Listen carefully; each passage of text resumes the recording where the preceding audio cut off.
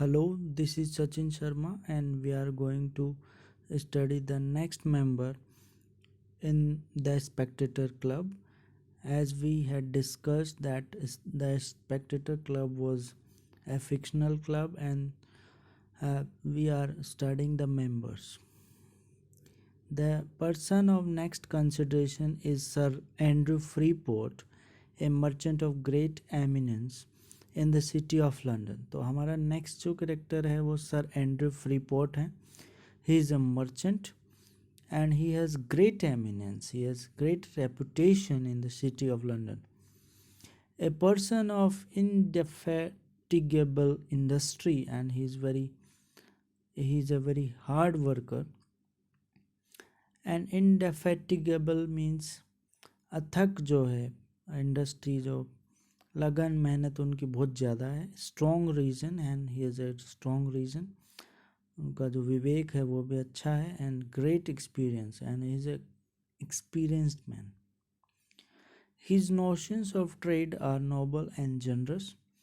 जो ट्रेड और ट्रेड का जो उनके नोशंस हैं, उनके जो उस फील्ड में जो विचार हैं वो बड़े ही नोबल और जनरस हैं।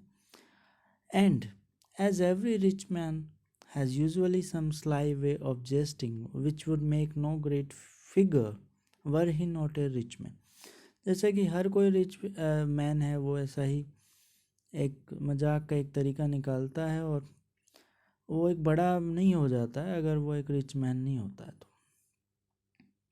He calls the see the British common, और वो समुद्र को ब्रिटिश कॉमन बोलते हैं। He is acquainted with commerce in all its parts and will tell you that it is a stupid and barbarous way to extend dominion by arms. वो commerce से इतने ज़्यादा वाकिफ़ हैं कि वो आपको ये बताएंगे कि जैसा कि ब्रिटिश जो है ब्रिटेन जो आर्मी की वजह से अपना डोमिनियन एक्सटेंड कर रहा है, तो वो उसको एक अच्छा तरीका नहीं मानते, वो एक स्टूपिड और बार्बरस तरीका उसको ही मानते हैं, जो कि एक सिविल तरीका नहीं है अपने डोमिनियन को एक्सटेंड करने का।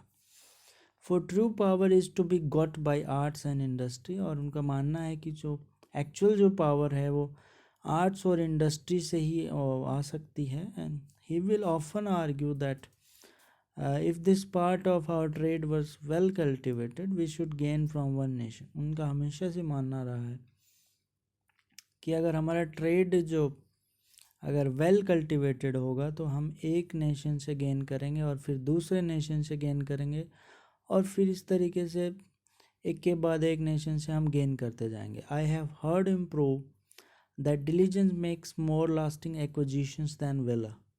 का मानना है कि वेलर जो है वीरता की बजाय जो डिलीजेंस जो है दक्षता है वो आपको ज़्यादा अच्छे एक्विजिशंस प्राप्ति करवा सकती है। And that sloth has ruined more nations than the sword. उनका ये भी मानना है कि स्लोथ जो है आलस्य की जो प्रवृत्ति है उसने बहुत सारे राष्ट्रों को रूइन बर्बाद कर दिया है जितना कि स्वॉर्ड ने नहीं किया। यानी कि जो आलस्य की जो प्रवृत्ति है, जो लेजीनेस है, स्लोथ है, आइडलनेस है, उसने नेशंस को ज़्यादा स्पॉइल किया है rather than the sword, rather than the Wars. He abounds in several frugal Maxim's, and बहुत सारी जो मैक्सिम्स हैं उनमें उनका इंटरेस्ट रहता है। Amongst which the greatest favourite is a penny saved is a penny got. एक फेवरेट मैक्सिम है उनका कि a penny saved is a saving की ज़्यादा बात करता है कि ए पेनी जो आपने बचाई है वो एक पेनी जो आपने गेन की उसके बराबर। A general trader of good sense is pleasant company than a general scholar. एक गुड सेंस का जो ट्रेडर है वो ज़्यादा उनके लिए एक अच्छी कंपनी रहता है स्कॉलर के बजाय। And sir Andrew having a natural unaffected eloquence, उनका जो इलोक्वेंस है, उनको बोलने का जो ढंग है बड़ा ही अनअफेक्टेड है, आर्टिफिशियल नहीं है। The perspicuity of his discourse gives him the gives the same pleasure that would wit in another man. जिस तरीके से विट जो है दूसरे व्यक्ति में प्लेजर देती है, वैसा ही उनको जो है उनका जो डिस्कोर्स है वो वैसा ही प्लेजर देता है जैसे कि एक विट्टी मैन दूसरे मैन को देता है।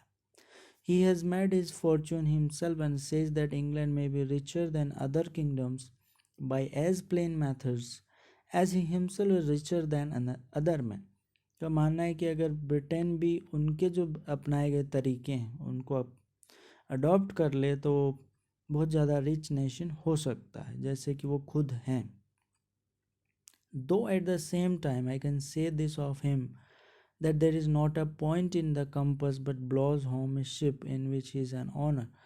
अगर वो शिप को चलाते हैं तो वो अगर वो शिप के ओनर होते तो वो जल्दी ही घर पहुंच सकते हैं और कोई भी उनके कंपस में ऐसा पॉइंट नहीं है लेकिन वो घर पहुंच सकते हैं. यानी कि उनका जो ट्रेड में जो एक्सपीरियंस है वो बहुत ज़्यादा है और इस वजह से वो का जो जनरस नेचर है वो भी किसी को भी बिजनेस में सक्सीड करवा सकता है. Next to Sir Andrew in the club room sits Captain Sentry. और नेक्स्ट मेंबर हमारे हैं सर एंड्रू और his name is Captain Sentry and he is a gentleman of great courage. Businessman को describe करके अब चर्चस्टील जो है वो सर एंड्रू को इंट्रोड्यूस करते हैं. Good understanding but invincible modesty. और उनका एक करेज भी ज़्यादा है, साहस भी ज़्यादा है, समझ भी अच्छी है और लेकिन वो इनविंसिबल मॉडेस्टी, वो थोड़ा सा शाई नेचर के. He is one of those that deserve very well but are very awkward at putting their talents within the observation of such as should take notice of them. हालांकि वो जिस चीज़ वो deserve करते हैं जैसा कि वो होना चाहिए लेकिन बड़े ही अजीब स्थिति हो जाती है जब वो अपने टैलेंट्स को दूसरों के सामने इस तरीके से प्रेजेंट नहीं कर पाते. He was some years a captain and behaved himself with great gallantry in several engagements and several sieges.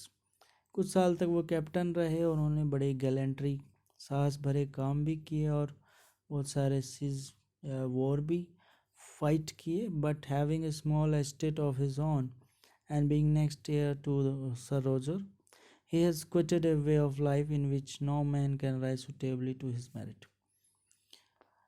बहुत सारा एस्टेट जो उनके नाम पे था और इस वजह से क्योंकि वो सर रोजर के नेक्स्ट एयर भी हैं तो उन्होंने अपना एक जीने का लाइफ का जो वे है उसको छोड़ दिया जिसमें कोई भी व्यक्ति अपने मेरिट को रेज नहीं कर सकता.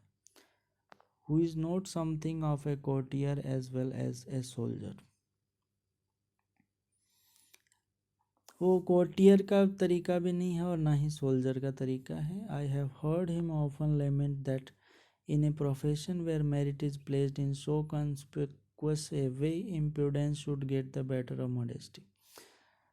मैंने कई बार उन्हें लेमेंट करते हुए सुना है कि जहाँ ऐसे प्रोफेशन में जहाँ मेरिट को ध्यान में रखा जाता है वहाँ पे इम्प्रूडेंस मॉडेस्टी से ज़्यादा जगह ले लेता है. When he has talked to this purpose, I never heard him make a sour expression. मैंने कभी भी एक ख़राब एक्सप्रेशन देते हुए उन्हें नहीं देखा. But frankly confessed that he left the world because he was not fit for it. उन्होंने कैप्टन आर्मी इसलिए लीव की क्योंकि वो उसके लिए फिट नहीं थे. Strict honesty and an even regular behavior are in themselves obstacles to him. एक स्ट्रिक्ट ऑनेस्टी और एक सदा हुआ जो व्यवहार है वो उनके लिए ऑब्स्टेकल का काम किया. That must press through crowds who endeavour at the same end with himself the favour of a commander. तो वो हमेशा अपने साथ भी इस तरीके का प्रयास करते हैं और एक कमांडर का फेवर करने के लिए भी उनको ये चीज़ें सूट करती हैं. He will, however, in his way of talk, excuse generals for not disposing according to man's desert. कई बार उन्होंने बात in his way of talk excuse generals for not कई बार वो जनरल्स को forgive भी कर देते हैं क्योंकि वो according काम नहीं करते हैं और inquiring into it. For he says that great man who has a mind to help me has as many to break through to come to me as I have come at him. जो लोग मुझे help करने के लिए हमेशा तैयार रहते हैं मैं भी उनके लिए हेल्प करने के लिए हमेशा तैयार रहता हूँ. तो जिन्होंने ऑर्डर को कंफर्म नहीं किया उनके खिलाफ भी उनका ज़्यादा ऐसा बिहेवियर नहीं रहता. Therefore he will conclude that the man who would make a figure especially in a military way must get over false modesty. तो उनका कहना है कि जो भी व्यक्ति आर्मी में जाता है, मिलिट्री में, तो फॉल्स मोडेस्टी नहीं रखना चाहिए। And assist is pattern against the opportunity of other pretenders, और उसे अपने पैटर्न को असिस्ट करना चाहिए, ना कि जो लोग दिखावा करते हैं उनके साथ में उनके साथ ना जाकर उन्हें अपने पैटर्न को असिस्ट करना चाहिए by proper assurance in his own vindication, और उनको आश्वस्त भी करना चाहिए इस बारे में। He says it is a civil cowardice to be backward in asserting what you ought to expect. उनका कहना है कि ये एक कायरता है, जो अगर आप जो एक्सपेक्ट करते हैं अगर आप उसको असर्ट नहीं कर पाते हैं। As it is a military fear to be slow in attacking when it is your duty. जहाँ पे आपकी ड्यूटी है और आप अटैकिंग में स्लो हैं, तो ये एक मिलिट्री फियर है। With this candour does the gentleman speak of himself, और इसी सच्चाई की वजह से एक जेंटलमैन है वो सबके सामने बोल पाता है। The same frankness runs through all his conversation, और यही फ्रैंकनेस कि पूरे कॉन्वर्सेशन में हमें दिखाई पड़ती है। The military part of his life has furnished him with many adventures, बहुत सारे एडवेंचर्स उन्होंने किए हैं। In the relation of which he is very agreeable to the company, इसीलिए बहुत ज़्यादा अग्रीएबल हैं। For he is never overbearing, कभी भी कोई काम ज़्यादा नहीं लेते हैं। Though accustomed to command men in the utmost degree below him, अपने से नीचे वालों को कमांड करना जानते हैं। और nor even ever to obsequious from an habit of obeying man highly above, और अपने से ऊपर वाले लोगों को ओबे करवाने में भी वो कभी भी शर्म नहीं रखते। But that our society may not appear a set of humourist acquainted with the gallantries, and we have amongst us the gallant Will Honeycomb। और इस तरीके से एक नेक्स्ट मेंबर पे आते हैं, unacquainted with the gallantries of the age, और हमारे पास एक गैलेंट विल हनीकॉम्ब है जिन्हें गैलेंट्री के बारे में नहीं पता है। A gentleman who according to his years should be in the decline of his life.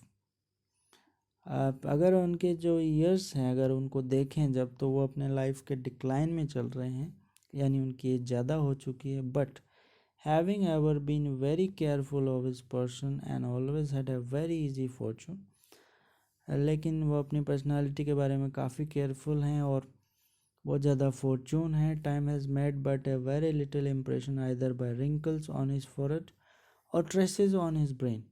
Time ने हालांकि फिजिकली कुछ चीज़ें उनके ऊपर असर टाइम की वजह से हो गया है, बट उनके फॉरहेड पर हालांकि रिंकल्स आ चुकी हैं, लेकिन ब्रेन पर रिंकल्स नहीं है। माइंड वैसा का वैसा है, हालांकि फॉरहेड पर wrinkles can be seen.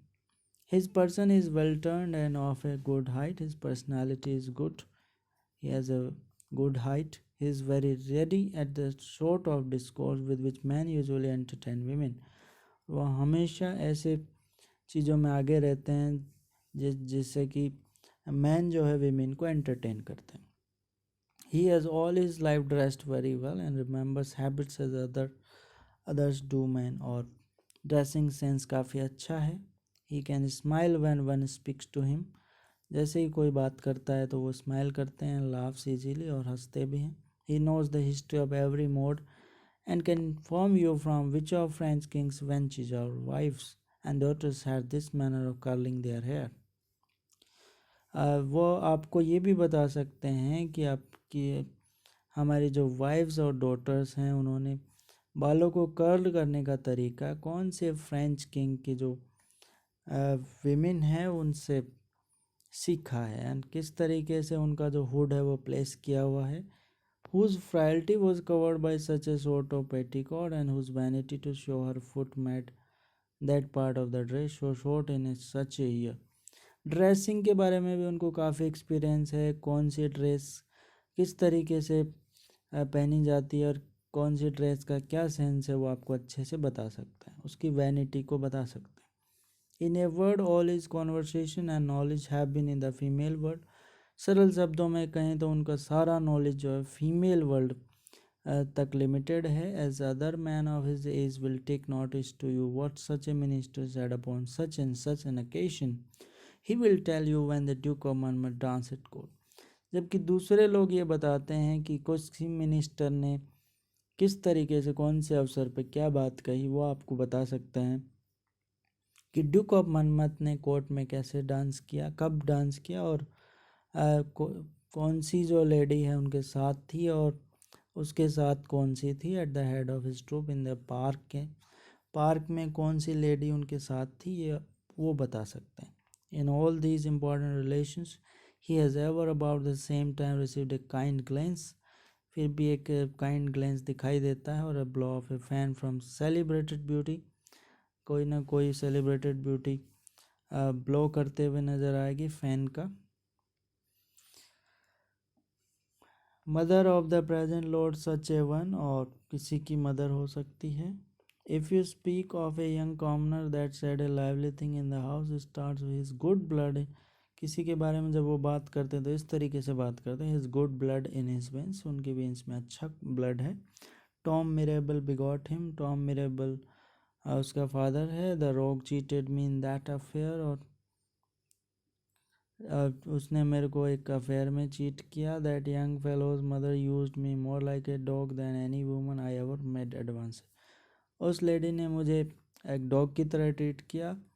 And this way of talking of is very much enlivens the conversation among us of a more sedated, और यही एक चीज़ है जो उनके कॉन्वर्सेशन को जीवंत बनाती है।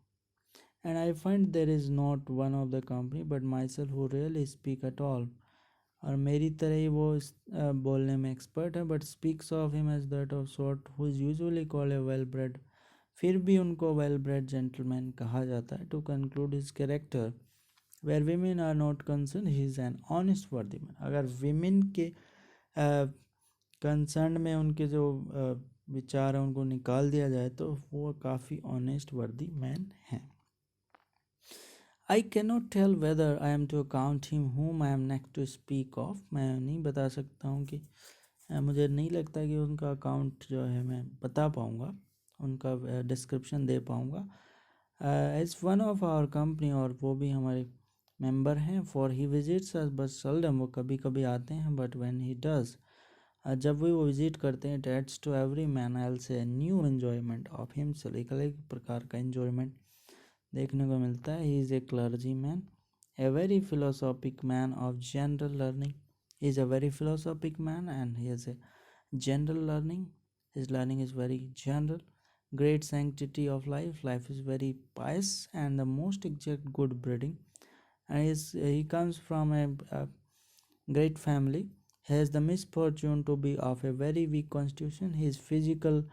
Uh, his physique is very weak and consequently cannot accept such cares and business as preferments in his function would oblige him to, ऐसी जो cares and preferment है उनको वो प्रेफर नहीं करते हैं, वो एक्सेप्ट नहीं कर सकते हैं। Is there for among divines what a chamber counsellor is among lawyers, जैसे लॉयर्स में चैम्बर काउंसलर इंपॉर्टेंट होता है, in the same way divines में वो जो है यानी डिविनिटी की बातें जो करते हैं उनमें वो अग्रणी है। The probity of his mind, और उनकी जो ऑनेस्टी है माइंड की और लाइफ की इंटीग्रिटी है, वो उसकी वजह से उनके फॉलोवर्स बनते हैं। As being eloquent aloud advances others, और एलोक्वेंट होने की वजह से भी बहुत सारे फॉलोवर्स हैं।